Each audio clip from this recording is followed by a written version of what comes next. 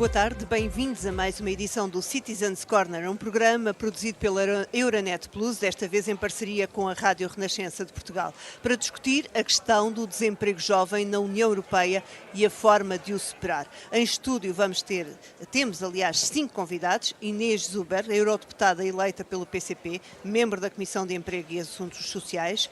Temos o eurodeputado José Manuel Fernandes do PSD, membro da Comissão de Orçamentos.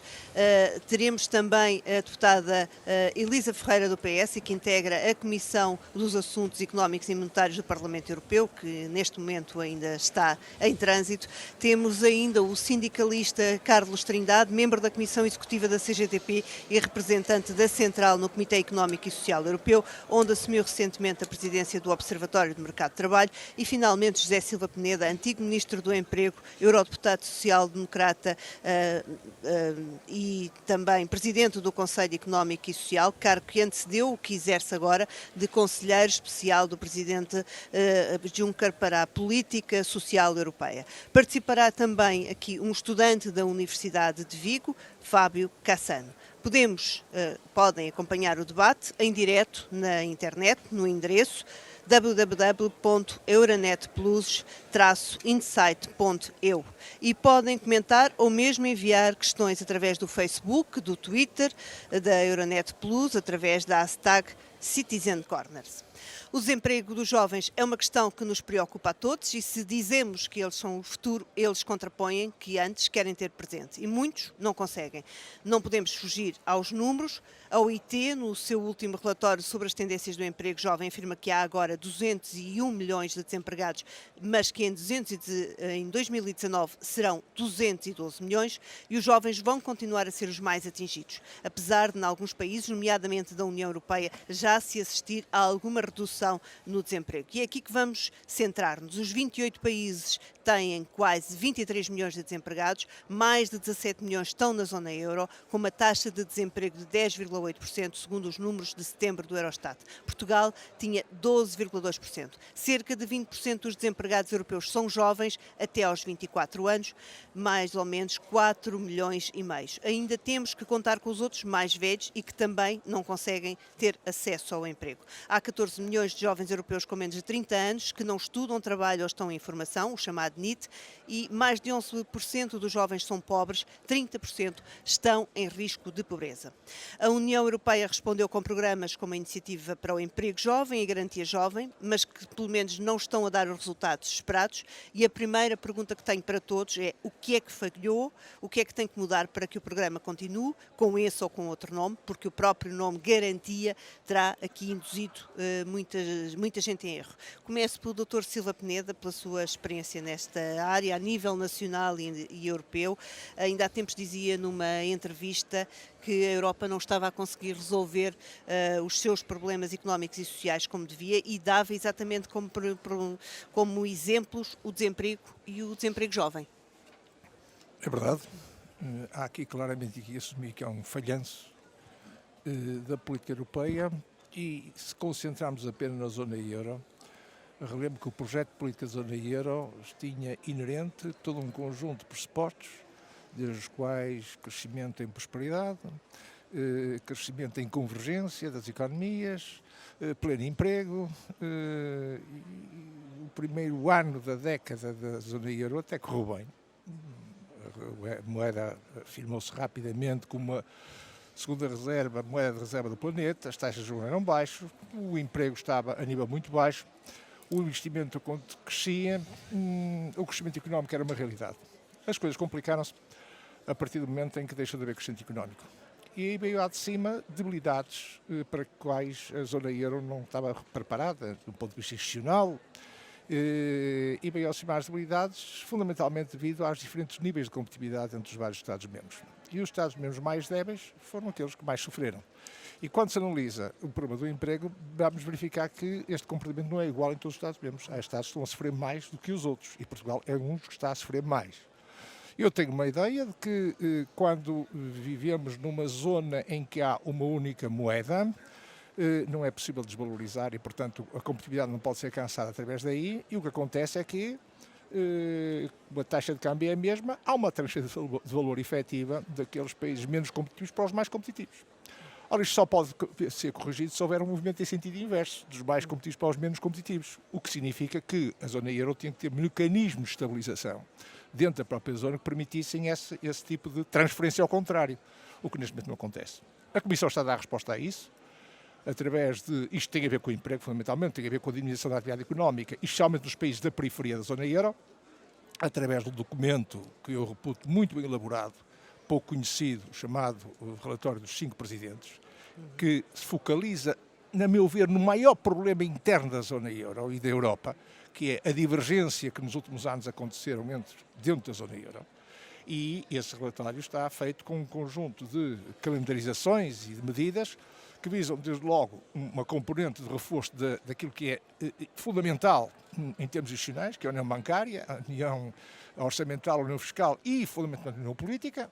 Aqui temos muitas coisas a discutir, a necessidade de um orçamento federal, um orçamento para a zona euro e outras coisas. Isto para dizer o seguinte, que tal como está a zona euro neste momento, há aqui um problema de divergência notável e, quando falamos em trabalho e emprego, não é só o problema da quantidade de emprego, é o problema da qualidade de emprego.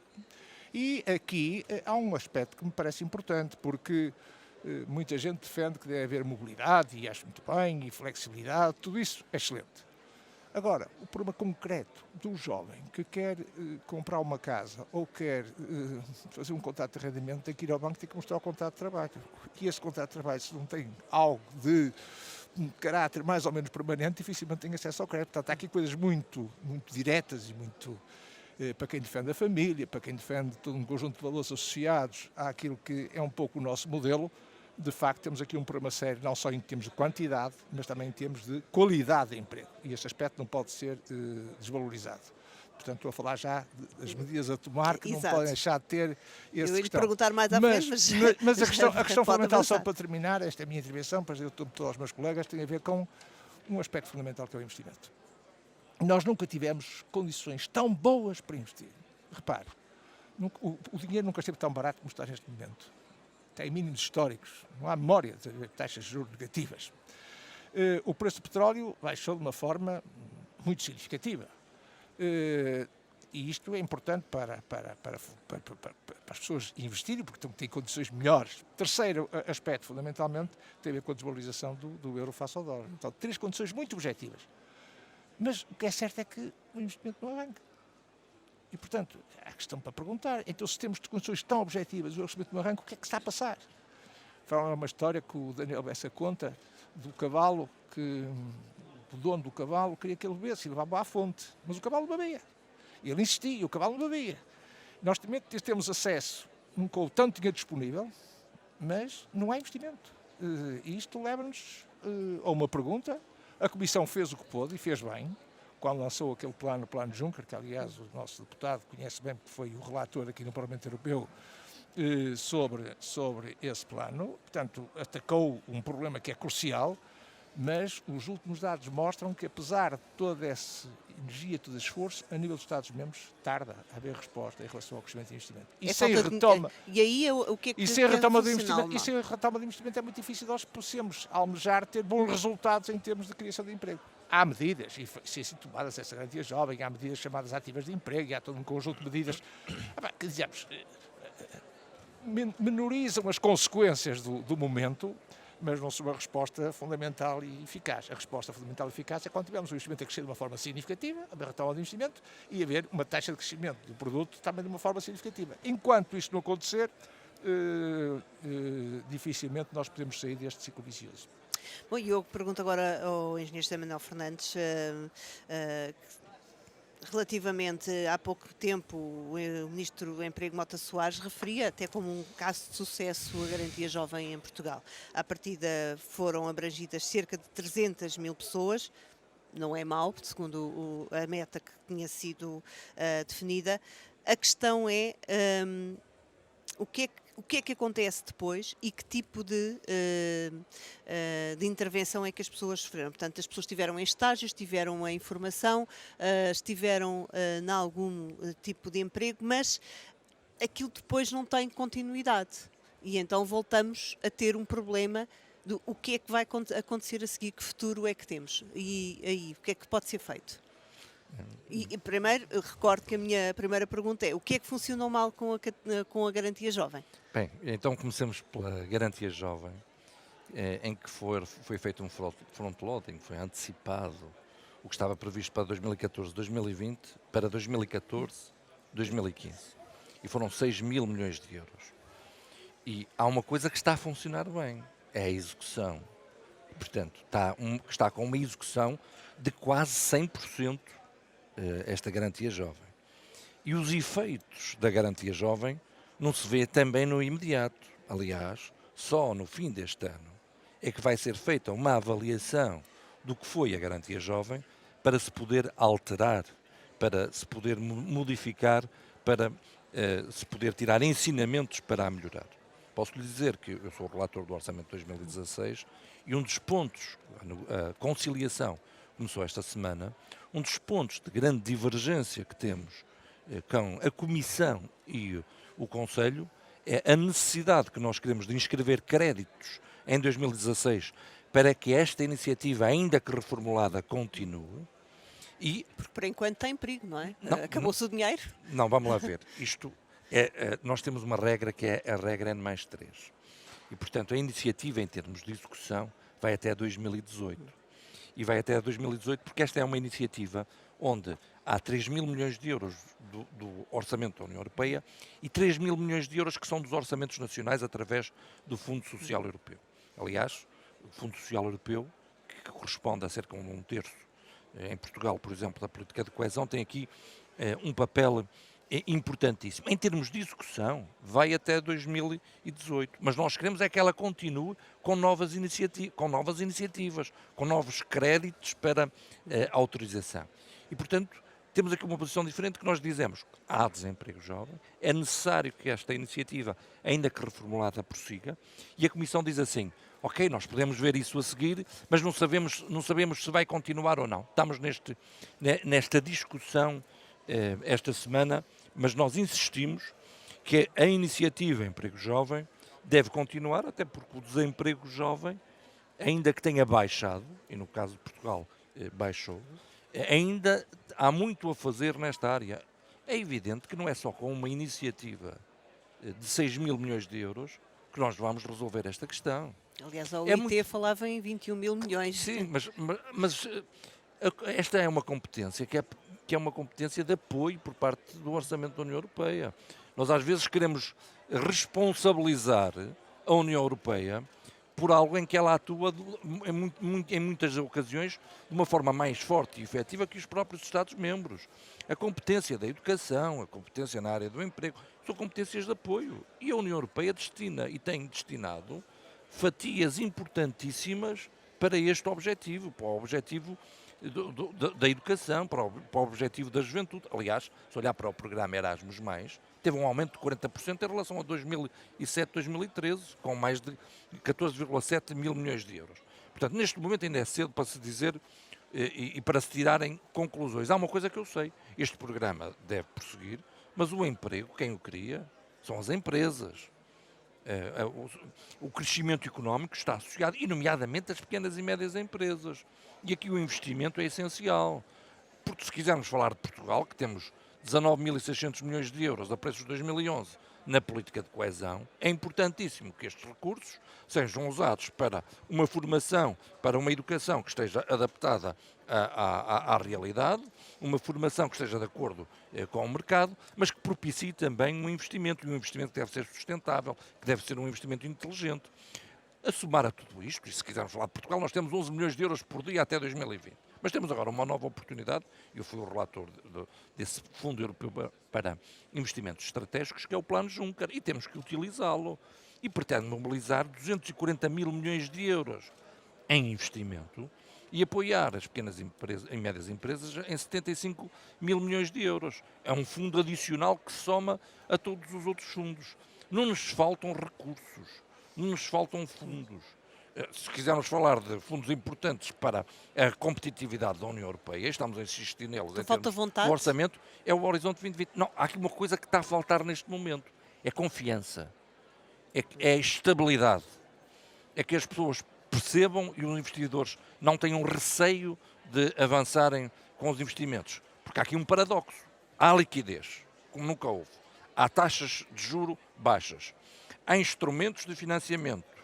Há fundos. Então, porquê é que não se investe e não se propicia este emprego? É preciso essa confiança, é preciso dar-se sinais para essa estabilidade e essa confiança em termos da União Europeia. É evidente que a União Europeia precisava de avanços. Eu sou um defensor, por exemplo, de um orçamento para a zona euro.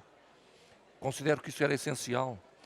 Um orçamento que tivesse verdadeiros recursos próprios, em que, por exemplo, a competência da educação não fosse só de cada Estado-membro, mas pudesse ser uma competência partilhada em que fosse o orçamento a financiar essa competência. Em que, por exemplo, existisse um mínimo em termos do subsídio do desemprego que existisse em cada Estado-membro, assegurado pelo orçamento, nesse caso da zona euro, e em que depois cada Estado pudesse acrescentar a esse respectivo subsídio. Portanto, nós, em termos de instrumentos, falámos da iniciativa Emprego Jovem. Não nos podemos esquecer, num programa que, aliás, eu fui o proponente aqui como projeto piloto, que está a ter, agora já existe, tem um grande sucesso, que é o Teu Primeiro Emprego Euros, em que está mais do que provado que a iniciativa Emprego Jovem e programas como o Teu Primeiro Emprego Euros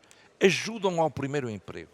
E este clique, este ajudar ao primeiro emprego, que muitas vezes tem uma crítica que é ideológica, em que se pretende que o primeiro emprego fosse logo um emprego permanente e um emprego que desse estabilidade para a vida, o que hoje não acontece em nenhum emprego, são positivos no sentido de, a seguir, está mais do que provado que quem fez programas desse tipo, quem fez programas onde para a mobilidade, tem de seguida uma maior facilidade no mercado de trabalho. Ok. Bom, e isso dá-me um mote para passar para a eurodeputada Inês Zuber, porque também tem sido, tem posto muito a tónica, digamos, na precariedade que existe ligada a estes programas da Garantia Jovem. E eu recordo que ainda há pouco tempo o Presidente do Parlamento Europeu, Martin Schulz, mas também o Presidente Juncker, no Congresso da Confederação Europeia de Sindicatos, chegaram a defender que o que é normal é que as pessoas tenham um contrato sem termo.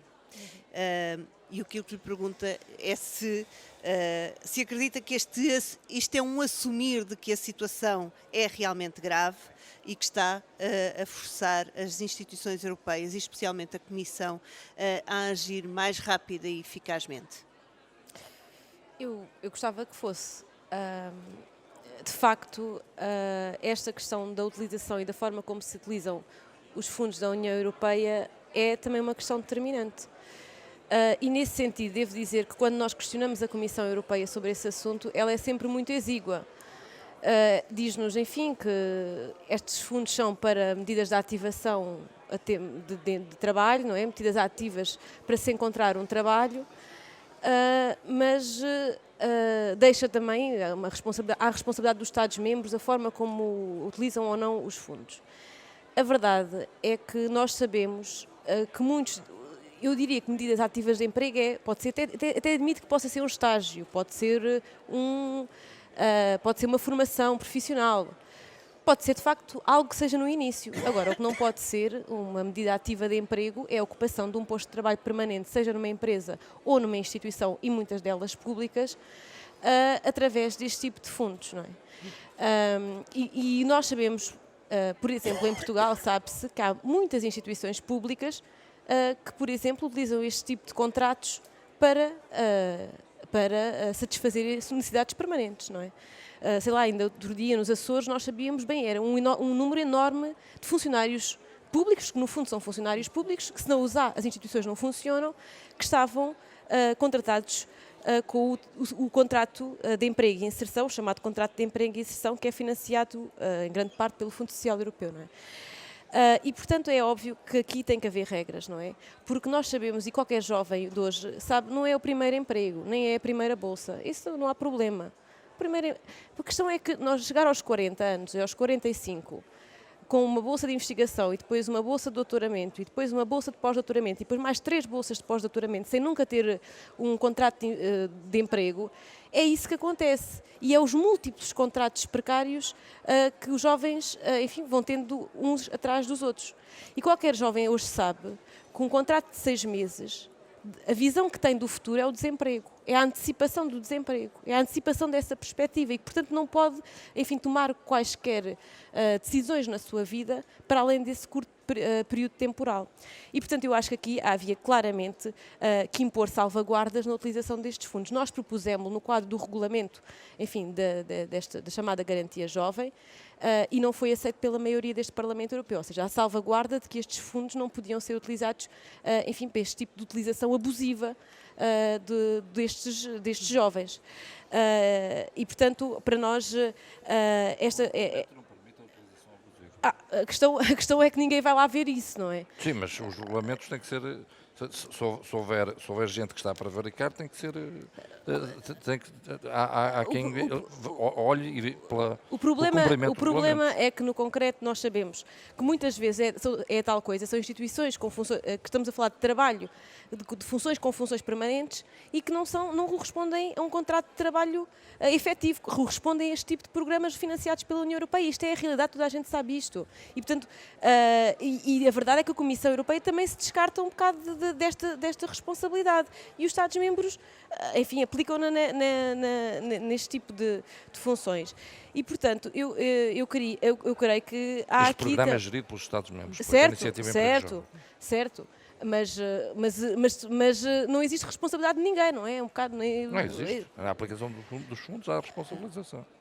Mas na prática não há ninguém que ande a fazer esta fiscalização para ver como é que eles são utilizados. E ainda agora saiu um estudo da Eurofound sobre como é que esta garantia jovem está a ser aplicada. Só foram 10 países estudados, Portugal não estava incluído. A Comissão Europeia disse-nos que não havia dinheiro para estudar o nosso país. E, portanto, é evidente que a questão do investimento é fundamental. Mas a questão de garantir estes direitos, ou seja, pode haver muito investimento, mas se nós não garantirmos na lei e não garantirmos nos regulamentos de facto esta segurança, os fundos podem vir muito dinheiro, mas isso não se traduz em segurança para o futuro dos jovens. Carlos Trindade, no caso português, este programa Garantia Jovem foi discutido na Concertação Social, aliás ainda era o Dr. Silva Peneda presidente. Era preciso ter ido mais longe nos requisitos para a Garantia Jovem, para criar maiores oportunidades de emprego? Sentiu-se... e eu recordo que representa o grupo dos trabalhadores, sentiu-se uma contrariedade da parte empresarial, portanto, em integrar este programa, sendo que, como disse a eurodeputada Inês Zuber, há muitos casos em que os estagiários acabam por estar a substituir um posto de trabalho normal. Bem, primeiro de tudo, bom dia a todos, cumprimento os outros membros do painel, particularmente o Sr. Dr. Silva Peneda, com que nos conhecemos há muito tempo, como dizia há minutos, em debates muito sérios na concertação social. Respondendo à pergunta que me é feita, aquilo que é preciso referir é que, primeiro ponto, diretamente, era possível ir mais longe e as empresas, na generalidade, não estou a falar de exceções, estou a falar na generalidade, as empresas, na generalidade, aplicaram estes programas, mas fizeram da forma como já outros participantes aqui referiram. É que o fizeram de uma forma, desculpem-me o termo, sofismática. Utilizaram estes programas para, pondo acento tónico somente no emprego precário, no momento em que não era possível fazer a renovação, as pessoas foram afastadas e foram dadas lugadas a novos contratados. É o acento tónico que já foi aqui referido na qualidade do emprego. Aliás, indo também diretamente à pergunta que de início foi feita, o que falhou Uma das conclusões que foi tirada nos vários relatórios feitos, seja pelo próprio Tribunal de Contas da Comunidade, seja pelo Eurofound, seja pelo Centro de Política Europeia e sendo inclusive pelo próprio Comitê Económico e Social Europeu, que abordou esta matéria em pareceres do próprio Comitê, um dos pontos da falha é exatamente a qualidade do emprego. Ou seja, aquilo que falhou tem falhado até agora nestes programas é a qualidade do emprego. Ou seja, num determinado momento há uma enorme precariedade que as empresas, na generalidade, não quer dizer que não existam exceções, estamos a falar na generalidade, que na generalidade as empresas utilizaram este programa para substituir mão de obra, trabalho efetivo, como agora foi referido, por necessidades de trabalho que tinham, e depois substituíram esses trabalhadores contratados por outros trabalhadores contratados e assim sucessivamente. Esta é uma das principais falhas. Esta falha tem uma relação direta com o envolvimento que os próprios jovens possuem sobre a matéria. Aquilo que a juventude, na generalidade, observa... Eu ia perguntar, as organizações de juventude foram ouvidas neste plano? Outra das críticas destas instituições todas que eu referi é exatamente a ausência de uma participação ativa de trabalho em rede.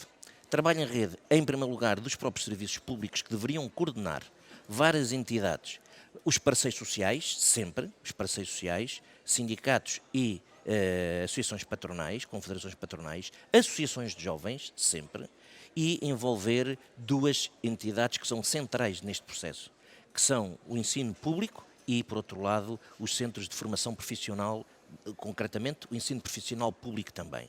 Portanto, a ausência de participação, de articulação em rede para a aplicação destes programas foi uma das críticas que todas essas entidades referiram.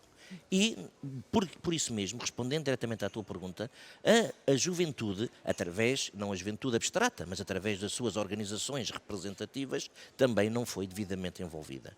E se ligarmos estas duas críticas, portanto, qualidade do emprego e ausência de participação dos jovens, chegamos a uma outra crítica que estas entidades também identificaram. É que nós não podemos ter, este tipo de programas foram programas generalistas e que foram vistos não atendendo às singularidades de cada Estado, e cada Estado é um Estado, e cada Estado tem as suas especificidades históricas, culturais, económicas e sociais, e este programa é excessivamente generalista e, por outro lado, não considera as singularidades de cada Estado, não tem flexibilidade. E ao não ter flexibilidade também impede, exatamente por isto, também impede uma abordagem quase que individualizada dos problemas existentes. E essa particularidade de uma abordagem quase que individualizada dos problemas existentes tem que ter um sentido exato, é a motivação dos jovens. E daqui a importância da participação das organizações representativas de jovens, que não foi feita. Portanto, agora, uma outra questão, também na ligação absoluta da pergunta que foi feita de início, o que falhou? O que falhou é uma visão holística deste problema. Vamos descodificando esta linguagem.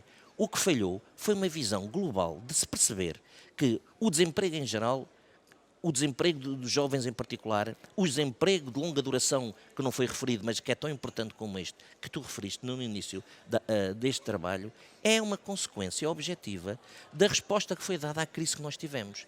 A resposta da austeridade absoluta, a resposta de corte nos serviços públicos e através, inclusive, do Tratado Orçamental, que é um verdadeiro colete de forças que impede o investimento público, leva, exatamente como já foi referido, quer pelo Dr. Silva Peneda, quer pelo Sr. Eurodeputado José Manuel Fernandes, a uma falta de confiança das pessoas que, num determinado momento... Não respeitar o tratado é que pode levar à falta de confiança. Como? Não respeitar o tratado. Não. Ou predisporem-se a não respeitar o tratado. Não. A quererem sair do euro. Peço desculpa, o que eu disse foi... não estar esteja a deturpar as minhas palavras. Mas não se afasta do tema, porque eu ainda tenho aqui muitas O que eu disse é que o tratado é um instrumento que dificulta, que impede, não é dificulta, que impede o investimento público. E ao impedir o investimento público, por um lado. Mas, por outro lado, não é só o tratado em si. O tratado também é um instrumento. O tratado é uma forma de dar, É um instrumento. é uma forma de definir regras Desculpe, que possam gerar confiança. Não estamos a analisar aqui o tratado, também o poderemos fazer noutra oportunidade. O que eu disse foi que esta dificuldade de abordar a situação deve-se a que, como foi dito, se temos todas as condições, porque é que não há confiança no seio da população em Portugal geral? tem aumentado, o investimento aumentou, o desemprego Não, estamos a baixou, falar- o desemprego baixou. Com a Não, austeridade, com a O austeridade desemprego você baixou. viu as Não, exportações, peço desculpa. as O exportações desemprego- aumentar, Não, com esses espere. coletes de força Não, todos, você Vamos viu. regressar ao desemprego jovem. Não. O desemprego, vamos voltar ao desemprego. Você vai ver o Temos que desastre. acelerar. Vamos Você voltar vai ao ver- desemprego. Não, vamos voltar ao Você desemprego. vai ver o desastre O da sua desemprego, receita, em breve. o desemprego, não se preocupe Receita- com os desastres, mais dos Desastre. desastres Já está a dos querer últimos passar para quatro- outra Não, Quem discussão. passou, quem desastre, passou foi o aqui, desastre. falar da austeridade. tratar Claro, da é evidente, orçamental, é evidente. Vai ver o Ó, resultado. ó, senhor vai ver o deputado, resultado. senhor deputado, o senhor tem que encontrar uma resposta à pergunta que fez. E Porquê eu é dei- que eu não dei há a resposta. confiança? Eu dei a- E todo o Não, quadro. não. Eu subscrevo aquilo que o senhor disse e o senhor doutor Silva Penedo. Constrói. Aquilo que o senhor doutor E Silva Portugal- Penedo e e o Portugal senhor disse estava- é verdade. Estava Então, a dar porquê é que não há sinais. confiança? Não, porque é que Portugal tinha as E vai taxas de juros continuar a dar a baixar? confiança. E vai Porquê é que continuar já a dar estão a su- confiança. porquê é que já estão a subir? Vai continuar a dar confiança. Vamos- Não esteja vamos- não esteja a passar criar, para outra. não seja velho do Restelo. Ai, agora Vamos somos nós continuar. velhos do Restelo. Exatamente, Não, vamos com continuar a olhar bons para a resultados, frente. éramos nós Não, velhos do não. Restelo. Agora, Eu vou-vos voltamos ao pedir- desemprego. vamos Vamos voltar ao pedir- desemprego. e muito rapidamente, Atenção, porque ainda tenho muita coisa para atenção falar. àquilo que o senhor deputado disse. A baixa do desemprego, estatisticamente, um dos instrumentos dessa baixa de desemprego, aliás, todos nós sabemos disto no nosso país, foi a utilização exatamente destes instrumentos para considerar os trabalhadores que estavam nestes programas como saídos das estatísticas do desemprego. Portanto, ou seja, esta situação, e eu identifiquei várias formas que levaram à falha. Aliás, a própria senhora Merkel referiu em junho de 2014 que estes programas não estavam a ter eficácia. Portanto, o que significa que temos que encontrar respostas imediatas, mas temos que ir também à causa porque é que isto está a suceder. Bom, e eu, como referi, os nossos ouvintes podem nos contactar através do Facebook e do Twitter. Temos também já algumas perguntas. Por exemplo, vou pegar aqui numa das perguntas que chegou, é se devíamos ter contratos específicos para os jovens, porque diz este jovem, eu penso que pelo nome é de um país nórdico, que não há nenhuma razão para que um jovem receba um salário mais baixo porque é mais novo. Quem é que quer responder? Só posso dar a palavra a um. Mas, portanto, deve haver contratos específicos. A doutora Elisa Ferreira acabou de chegar e já tem a palavra. Vim de outro lado e de bastante longe, mas acho que este assunto é um assunto absolutamente fundamental. Se os jovens devem receber menos, eu penso que não.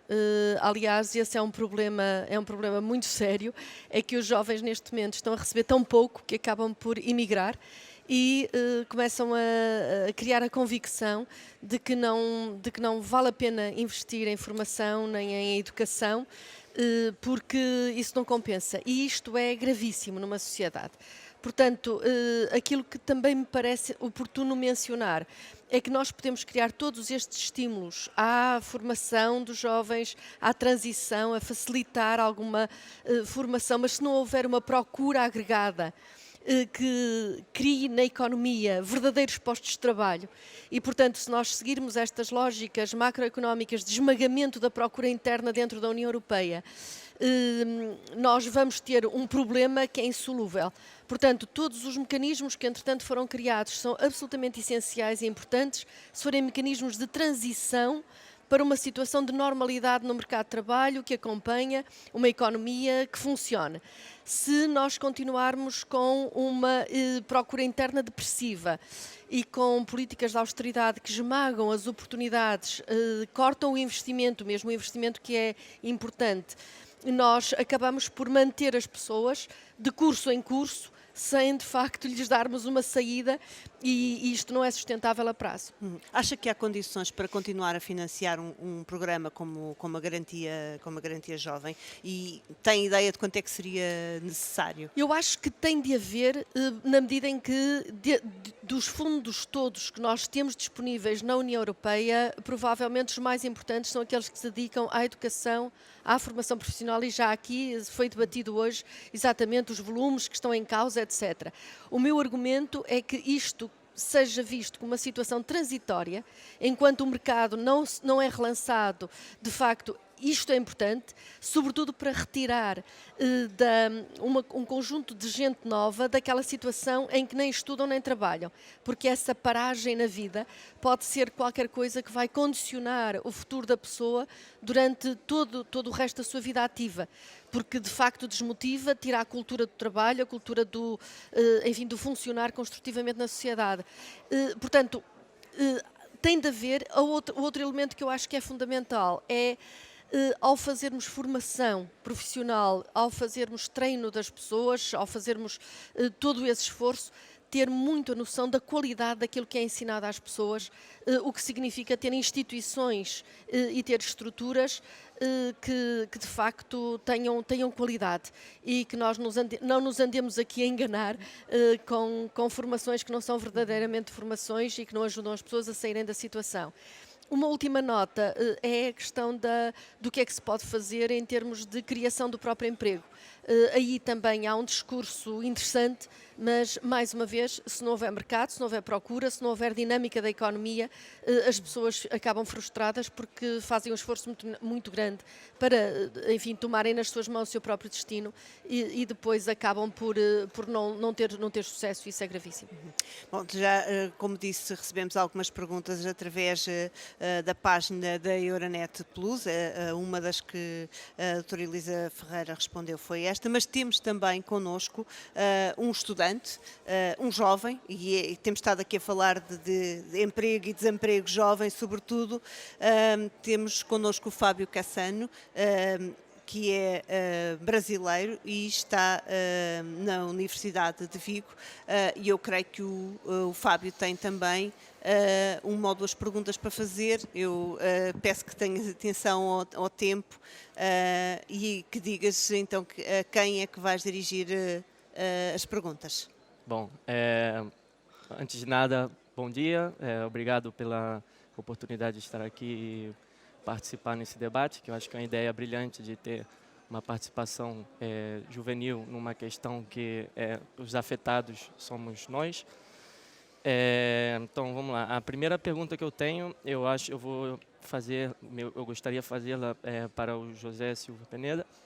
O senhor mencionou mecanismos de estabilização do trabalho a nível europeu, e uma divergência notável na zona euro, um contraste entre a Europa do norte e a Europa mais do sul, com diferentes economias, e isso, querendo ou não, afeta nas oportunidades de emprego. Então, aqui vai a pergunta. Apesar de muitas opiniões céticas na época em que os países da zona euro adotaram uma moeda comum e um mercado livre de trabalho, essas medidas acabaram sendo uma realidade e um grande benefício para todos os seus membros, modernizando seus sistemas econômicos. Isso é indiscutível. Então, a pergunta é, tendo isso em mente, considerando que o desemprego juvenil é uma das principais preocupações atualmente desses países que estão mais Espanha, Portugal, Grécia, Itália, desses países, por que os membros da zona euro não adotam um contrato laboral juvenil comunitário como uma ferramenta para resolver esse problema? Seria possível adotar esse contrato para que esse contraste que o senhor mencionou os jovens possam acudir a economias mais desenvolvidas e ter uma oportunidade de trabalho? Ok. Bem, tens que ter atenção ao seguinte, o projeto europeu foi criado na base de determinado tipo de valores, e esses valores são aquilo que informam um modelo social europeu chamado. A forma de aplicar esses valores no terreno é diferente muito de país para país. E o caso do mercado de trabalho é um exemplo disso. a legislação do mercado de trabalho, que foi feita, e por isso é que há a especialidade de legislação do trabalho, tem a ver com a proteção do mais fraco. E neste caso, o mais fraco é o trabalhador. E cada país criou as suas próprias tradições, criou a sua própria jurisprudência, criou todo um conjunto de mecanismos. Eu diria que podemos dividir a Europa em 4 áreas. Uma área central, uma área nórdica e uma área mediterrânica. Não é por acaso que não há uma política social europeia, nem há uma política de trabalho europeia, nem normas europeias, porque de facto torna-se muito difícil, não é impossível, harmonizar coisas que têm a ver com cultura, que têm a ver com as tradições. E a Europa, uma das riquezas é essas diferenciações. E, portanto, eu não vejo que seja fácil criar um contrato tipo para toda a Europa, dada as diferenças que há entre as diferentes culturas e tradições. Agora, uma coisa eu queria sublinhar aqui. O que estamos a discutir aqui hoje é dos problemas mais graves, se não o mais grave, que pode afetar, e eu vou medir bem as palavras, o próprio projeto europeu.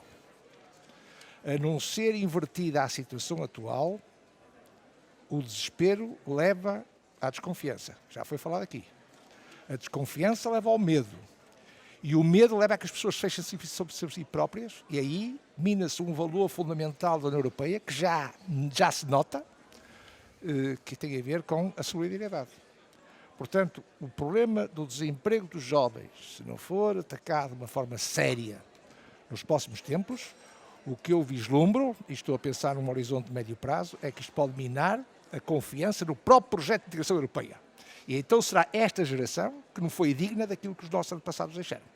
E, portanto, o problema dos jovens, e estas medidas que estamos aqui a falar, toca em questões muito mais essenciais e muito mais profundas, que têm a ver com este desígnio, que foi inventado há 60, 70 anos, quando alguém transformou uma oração que era guerra nunca mais num projeto político, e eu temo, e tenho sérias razões para temer, que a atual geração é capaz de não perceber isto, e através de insucessos deste género progressivos e alguns paliativos que não resolvem nada, podemos estar a pôr em causa algo de essencial e fundamental que tem a ver com o projeto político europeu.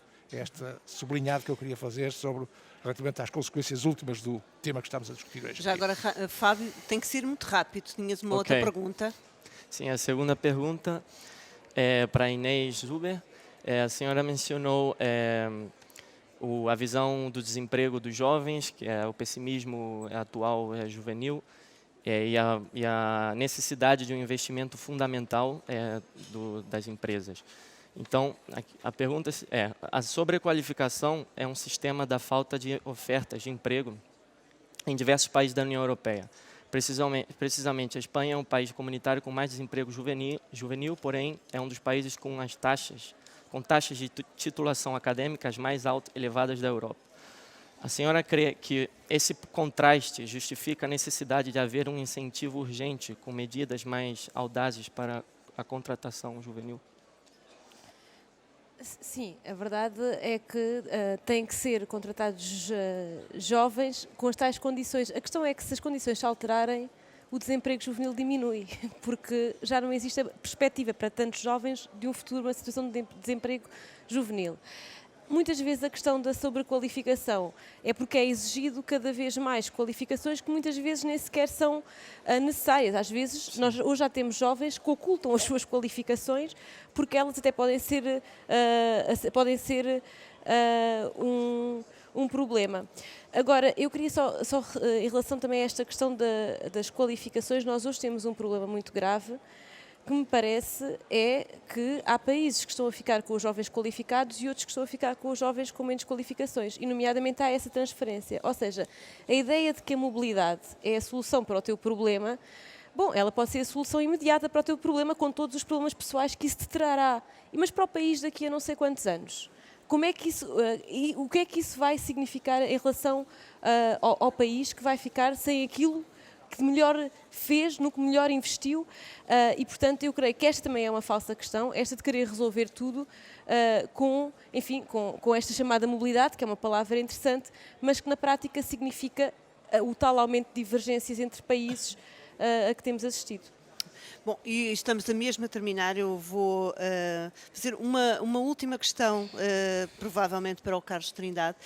O Comitê Económico e Social, no seu último relatório, e que aliás foi relator, referia que era preciso estabelecer, era muito crítico em relação às questões do emprego e à relação às questões do emprego jovem, e dizia que deviam ser estabelecidas metas ambiciosas. Estamos a falar o quê em termos concretos e se é que essas metas servem para alguma coisa, uma vez que todas as outras que foram estabelecidas, nomeadamente na Estratégia 2020, estão por cumprir.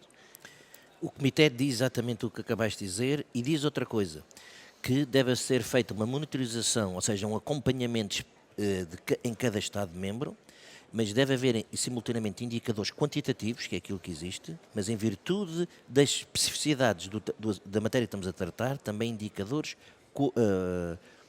qualitativos. Não somente abordarmos esta matéria no sentido de números, mas também termos apreciações qualitativas da situação.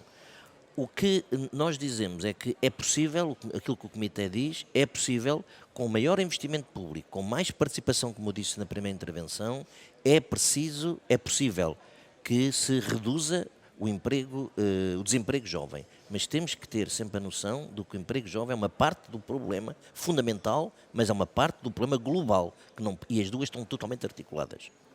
Bom, e chegamos ao fim do nosso tempo, havia muito mais para discutir. Recordo, tivemos aqui neste debate, nesta edição do Citizens Corner, um programa produzido pela Euronet Plus, desta vez em parceria com a Rádio Renascença. Estivemos aqui com os convidados Inês Zuber, Elisa Ferreira, José Manuel Fernandes, 3 eurodeputados do Parlamento Europeu, também o sindicalista Carlos Trindade e, finalmente, José Silva Peneda, que neste momento exerce o cargo de Conselheiro Especial do Presidente Juncker para a Política Social Europeu.